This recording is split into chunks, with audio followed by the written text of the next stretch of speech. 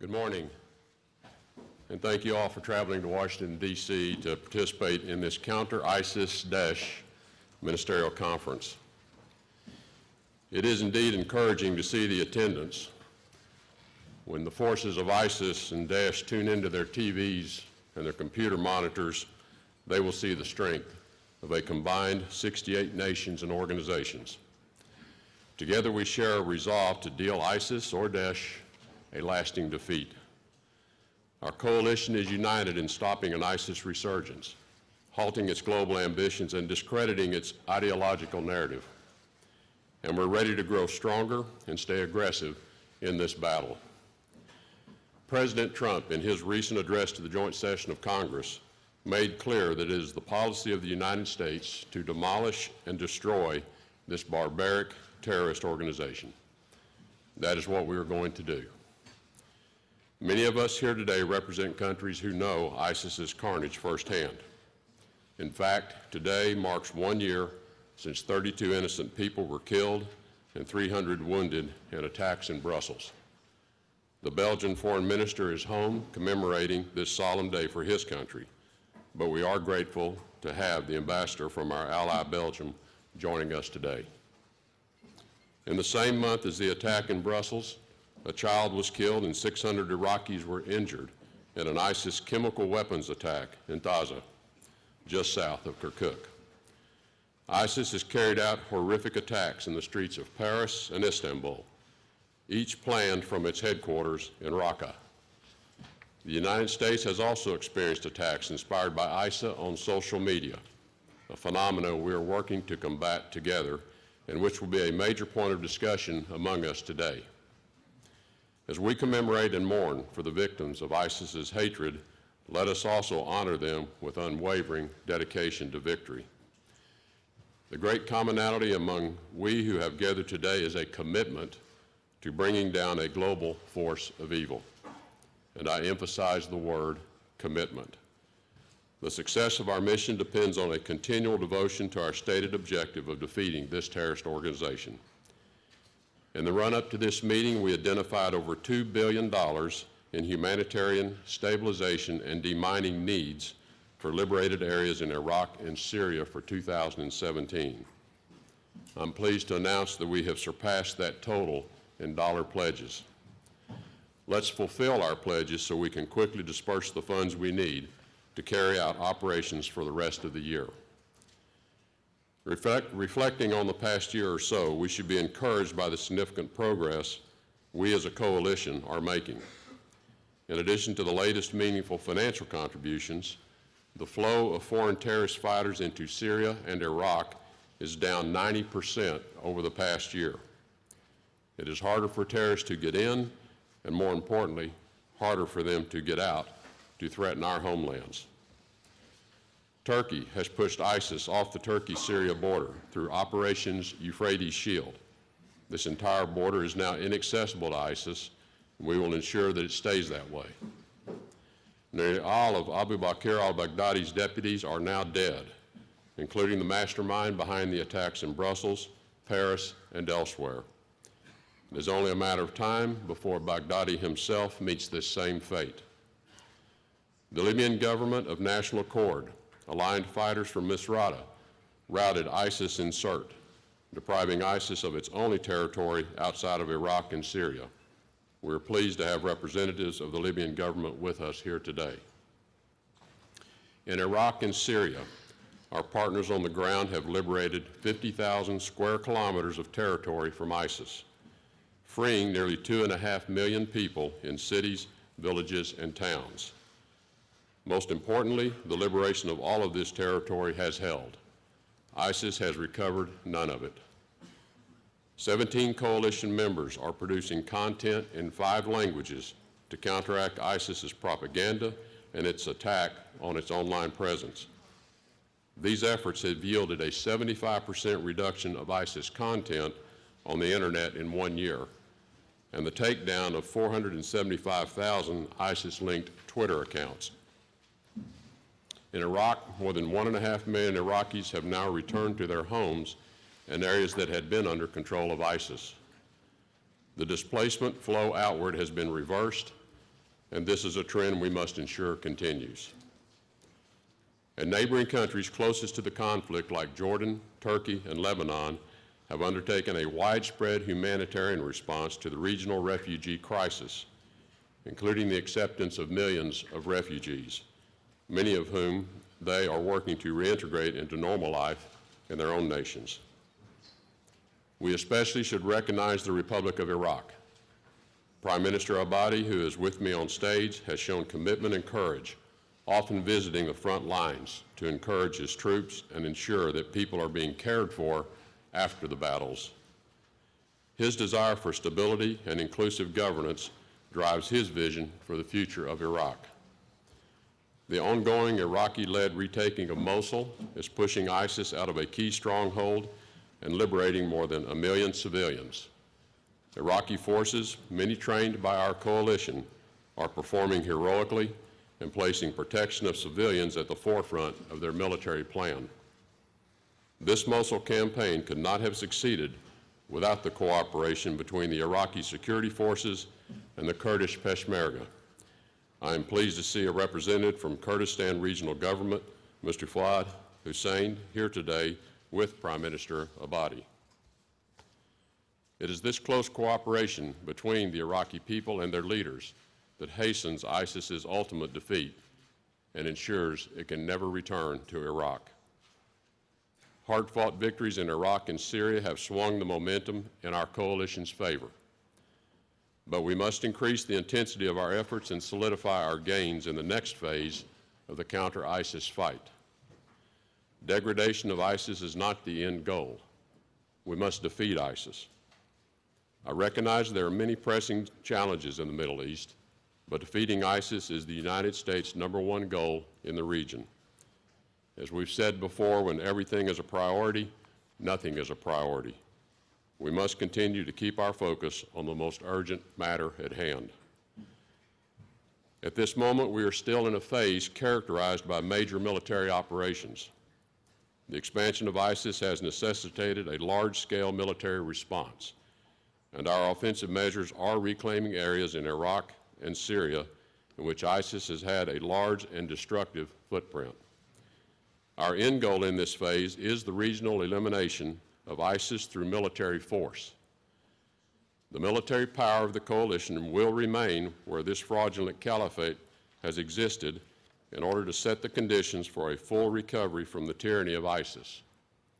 Under President Trump's leadership and with the strength of this historic coalition, our common enemy will remain under intense pressure.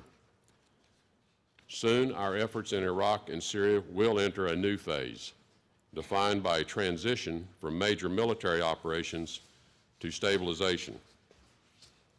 In this transition to the stabilization phase, our coalition will continue to clear landmines and return water and electricity, the basic elements that permit people to return to their homes. We will pursue regional diplomatic solutions for the underlying political and sectarian disputes that helped ISIS to flourish. The coalition and future partners will continue to provide humanitarian assistance to affected communities as necessary.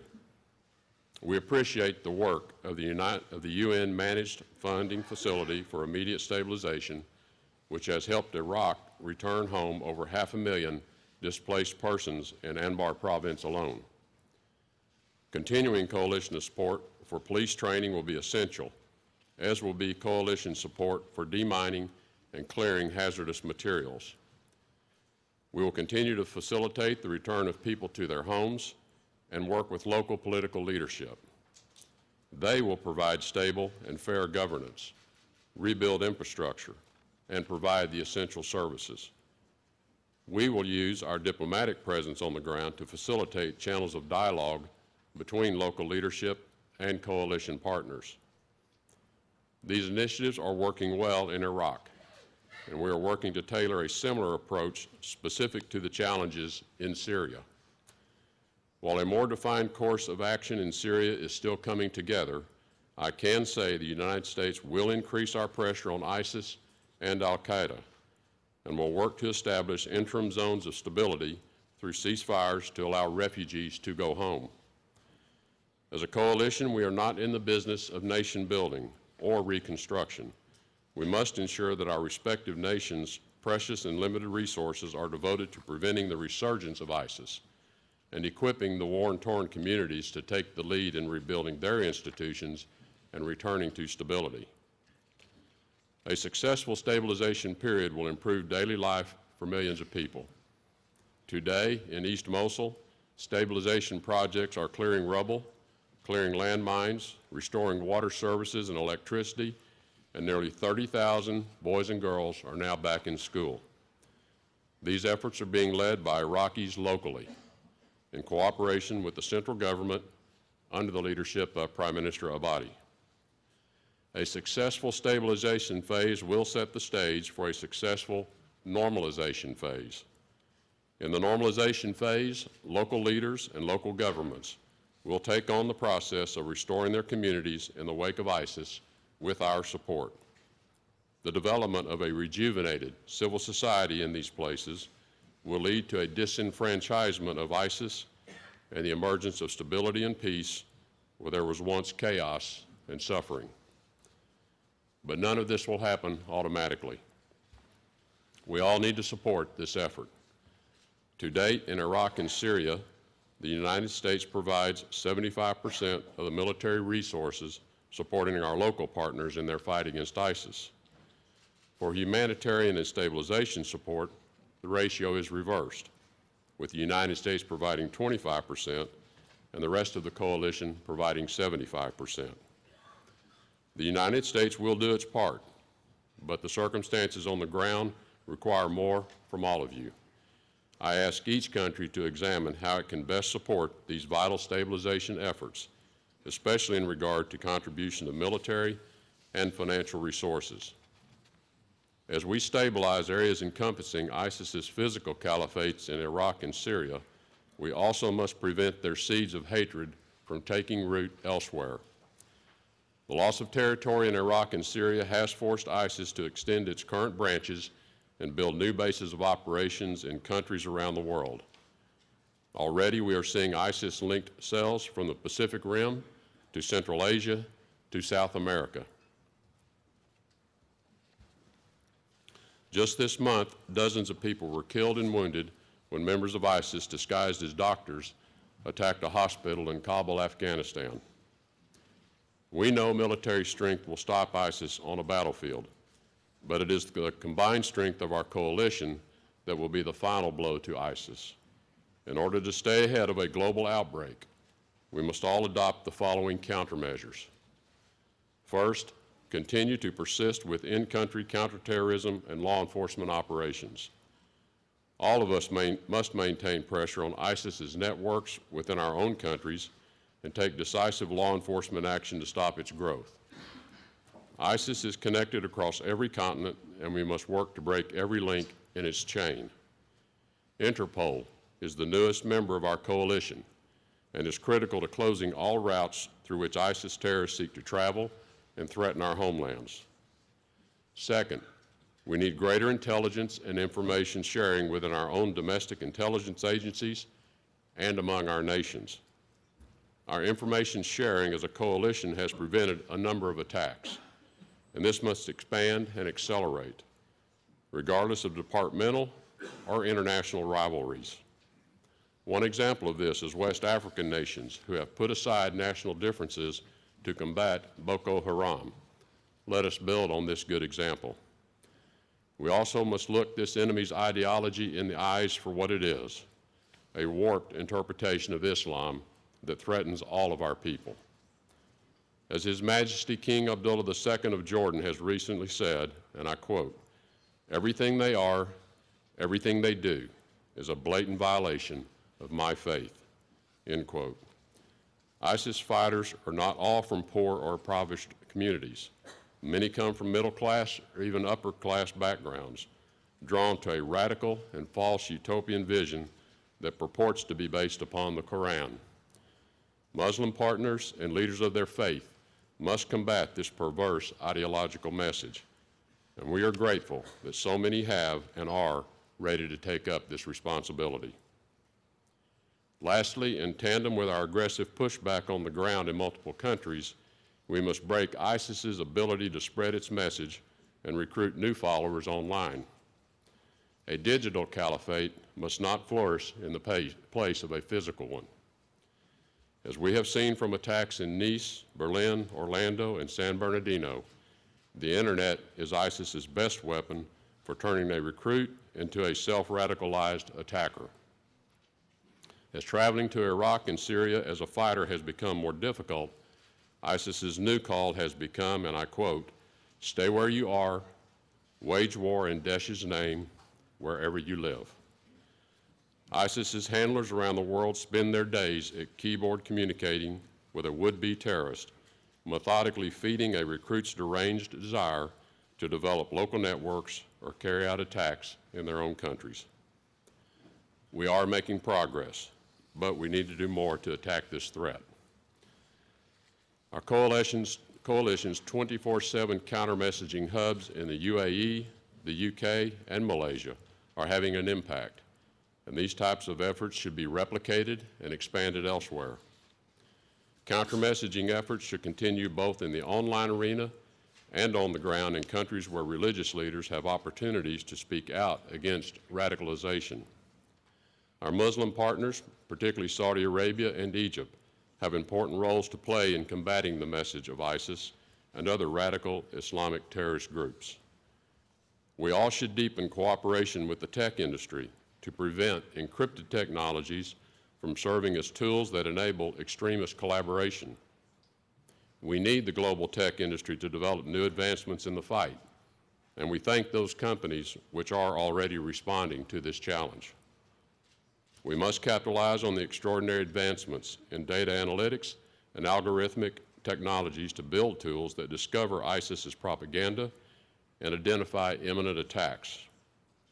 Researchers in the United States are already developing tools for sweeping the dark corners of the internet for ISIS material, but they need help to get to their destination even faster.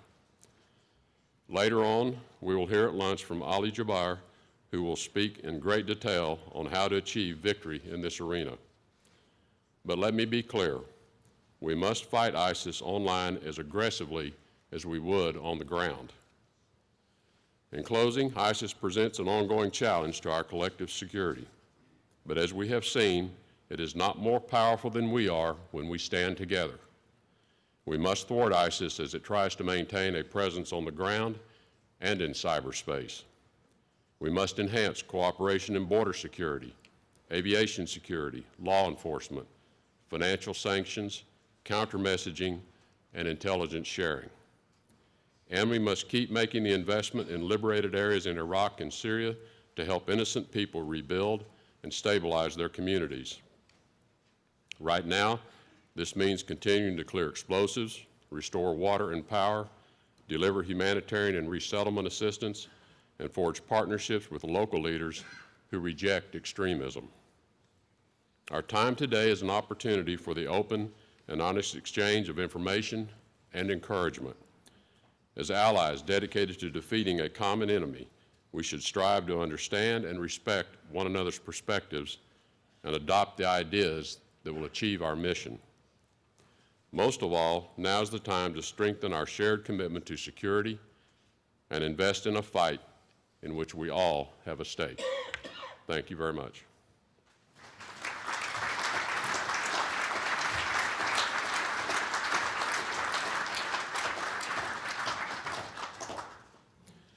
As I mentioned in my remarks, our next speaker is a leader who has been a courageous ally in this fight. His army has shown bravery and persistence against a fierce enemy, and we admire his people who, though they have suffered, are resolute in their commitment to throw off tyranny. Please join me in welcoming Prime Minister Abadi of Iraq.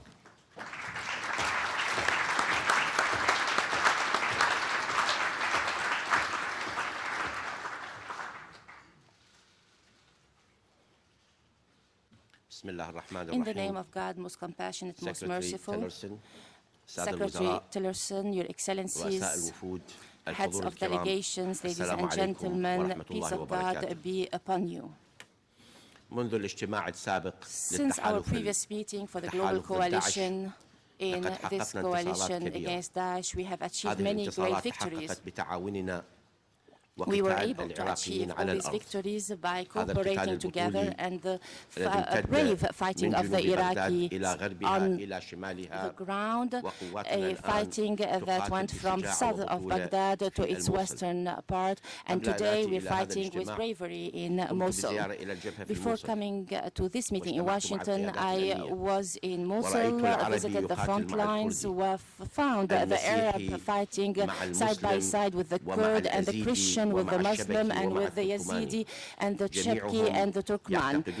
All of them believe steadfastly in the unity of Iraq and in the common determination and destiny for all against an enemy that wanted to break us apart and kill the minorities among us and to exclude a large part of the Iraqi society and communities and drive them out of their cities. Our common and one front response is an indicator of the failure of the efforts of Daesh. We are now undertaking all the efforts to make sure the displaced return to their cities and their villages, and we are trying to stabilize the liberated areas and stabilize many of these cities and villages. أكثر من 70% من سكان مدينة الفلوجة of the residents of Fallujah, the city of Fallujah and Ramadi, and more than 90% of the city of Tikrit have returned to their homes thanks to the efforts of stabilization and the return of all the necessary and essential services. Ladies and gentlemen, you know the impact of the economic situation and the drop down of oil prices, while we also fight this very ferocious fight that cost us very much as well. Despite all of that, and thanks be to God, we were able to return stability to many regions, even in Mosul, as we fight against ISIS and Daesh and terrorism. We are at the same time simultaneously stabilizing, and we have opened 250 schools in the left side of Mosul, while the ongoing fight in the right side of the city. We also opened many hospitals, many medical centers, and we have tried hard to provide services to the citizens while we fight at the same time and fight the enemies, while also the enemies try to provide otherwise. This is the Iraq that we are trying to build, and we are very proud of our diversity in our unified country, and we are united within the boundaries of our country. Today, as we fight ISIS in the final stages militarily in Iraq, and we have given them very harsh blows to this enemy, we fought also the slogan of ISIS as if they pretend to build an empire and pretend to expand this empire. We proved today that this empire that they tried to build is today very much under decrease, and we are trying to liberate today Mosul that they attempted to make as their own capital. We also sent a very strong message to the youngs that Daesh try to appeal to.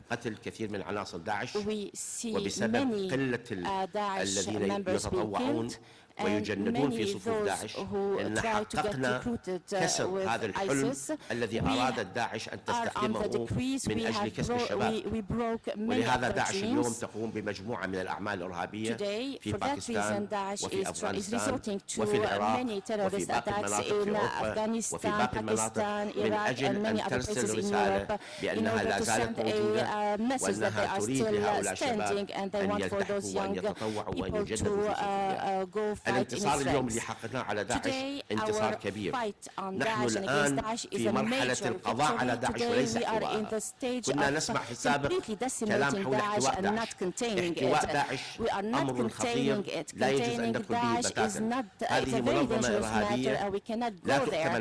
This is a terrorist group, we cannot be trusted, we cannot deal with it. It's organizing killing and chaos and destruction, هناك إنسانية بل تقمع الإنسان في هذا العصر اليوم في عام 2014 و15 يقومون ببيع النساء ويقومون ببيع الأطفال. هذه جريمة منكرة أن يتولوا بيع النساء في العراق أو في سوريا وبيع الأطفال كذلك. هذه الجماعة الإرهابية يجب أن يقضى عليها. ونحن نعتقد بما حققناه في العراق أن بإمكاننا القضاء إلى الأبد على هذه المنظمة الإرهابية بتحالفنا وبتوحيد جهودنا والاستمرار، وأن نبقى مركزين على القضاء على داعش وأن لا ننشغل بخلافات إقليمية أو خلافات أخرى في المنطقة. نحن في العراق هذه الحكومة تتبنى سياسة اللامركزية، ومنذ 2.5 منذ تشكيل هذه الحكومة بالفعل قمنا بخطوات كبيرة من أجل إعطاء مزيد من الصلاحيات للمحافظات، وأن توجد في كل محافظة مجلس محافظة منتخب ومحافظ أيضا منتخب، ونحن نتعامل مع المجالس ونتعامل مع المحافظين باعتبارهم حكومات محلية. ونعتقد أن اللامركزية تقوي وحدة العراق بدل أن تضعف. إعطاء المزيد من الصلاحيات نحن ملتزمون به ولا تراجع عنه إطلاقا. كما وأننا قمنا بمشروع كبير من أجل إعادة الاستقرار، وإعادة الاستقرار وإعادة الخدمات الأساسية لهذه المناطق المحررة من خلال دعم الحكومة الاتحادية، وكذلك إنشاء لجان رئيسية في كل محافظة تحت رعاية المحافظ من أجل تطبيق هذه المشاريع بسرعة. وبالفعل من خلال هذا التعاون الكبير تمكنا من تحقيق نجاح في عودة المواطنين أو النازحين إلى منازلهم وإلى بيوتهم.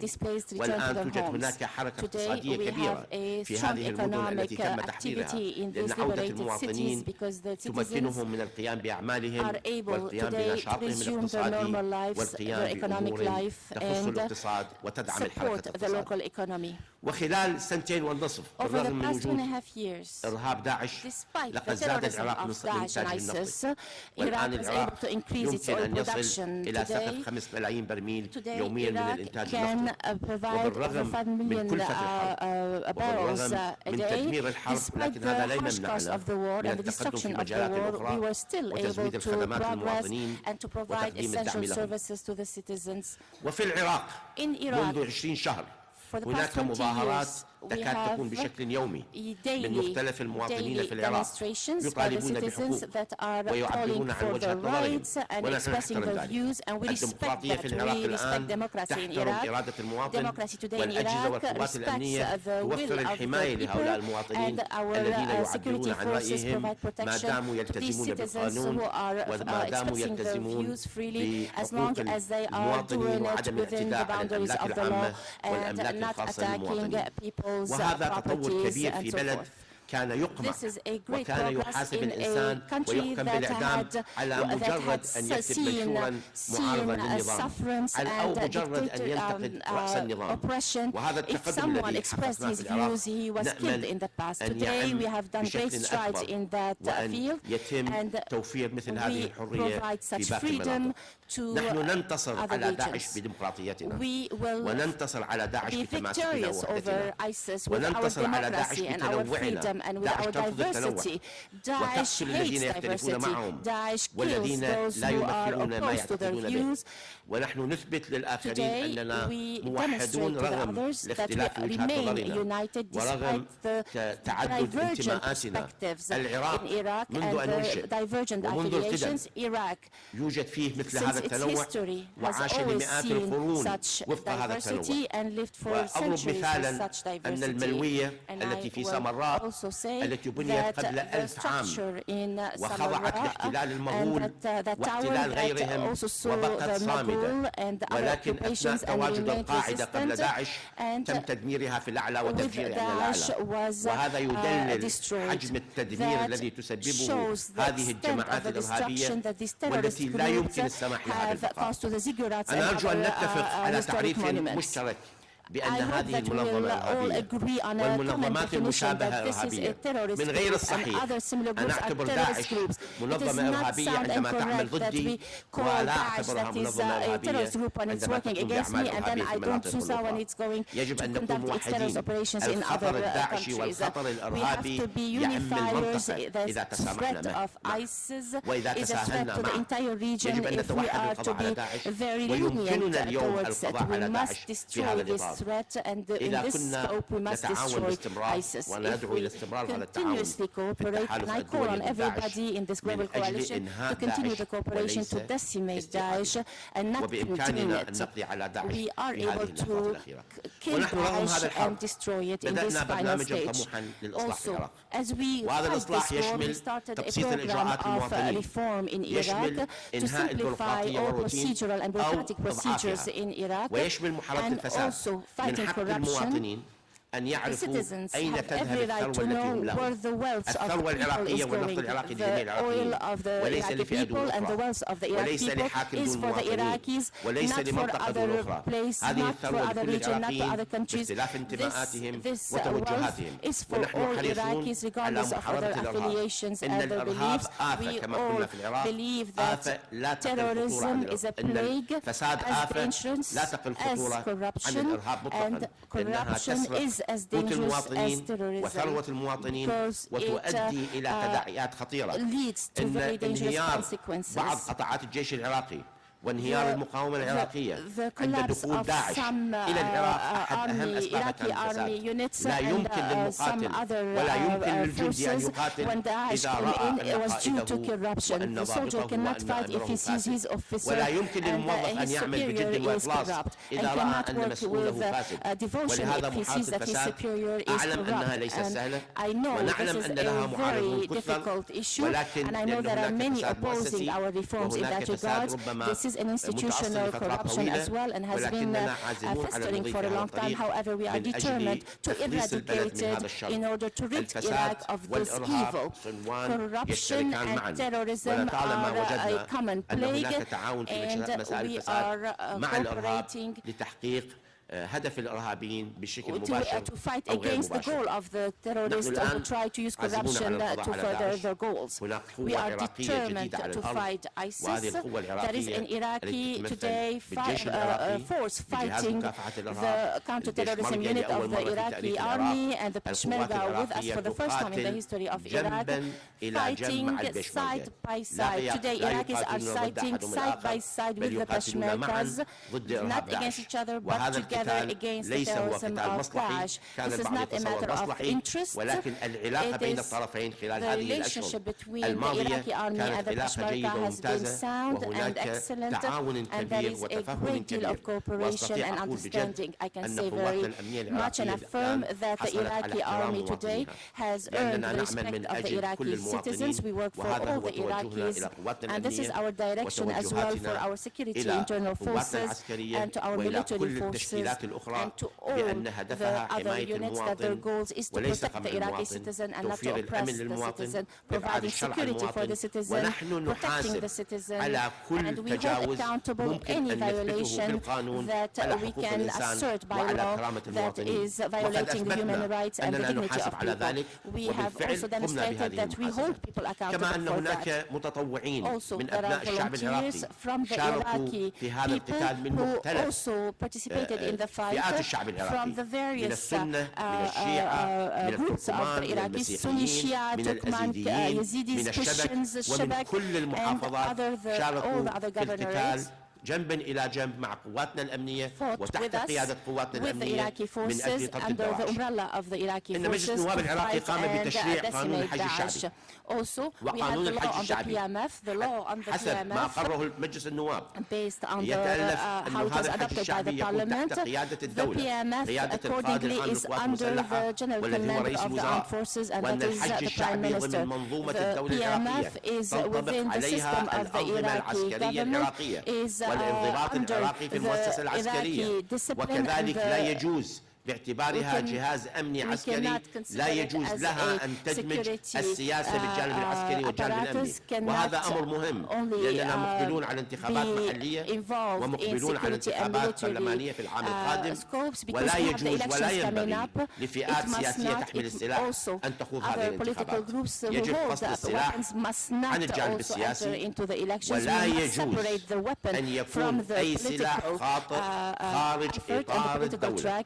الدستور العراقي نص بصراحة أن لا وجود لجماعات مسلحة خارج إطار الدولة، والذين يحملون السلاح خارج إطار الدولة يعتبرون خارجين عن القانون ونواجههم.